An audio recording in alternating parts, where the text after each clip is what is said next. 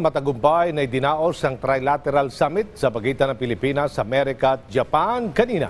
Kabilang sa mga tinalakay dito ang mas pinaigting na kooperasyon pagdating sa humanitarian assistance at paghatid ng tulong sa panahon ng sakuna. May ilang mga aktibidad ang nakalinya pa ang Pangulo. Alamin natin yan mula kay Alan Francisco live. Alan? Inanunsyo ng Pilipinas, Japan at Amerika ang paglulunsad nila ng Japan-Philippines-US Humanitarian Assistance and Disaster Response Exercise.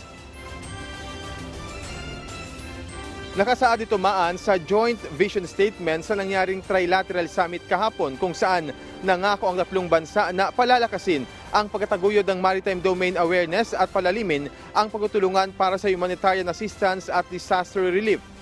Suportado rin ng US at Japan ang capacity building ng Philippine Coast Guard. Umaasa rin ng US na masusundan ng exercise noong 2023 ng mga Coast Guards ng tatlong nabanggit na bansa para sa taong ito sa Indo-Pacific. Samantala, nakausap naman ni Pangulong Ferdinand R. Marcos Jr. ang mga opisyal ng Google Company dito sa Washington.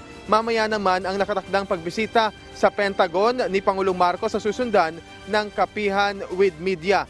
Base sa schedule, alas 10 ng gabi mamaya ang alis ng Pangulo rito sa Washington pabalik dyan sa ating bansa.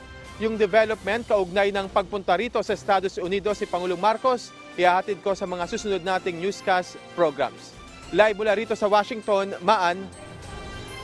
Maraming salamat sa iyo, Alan Francisco.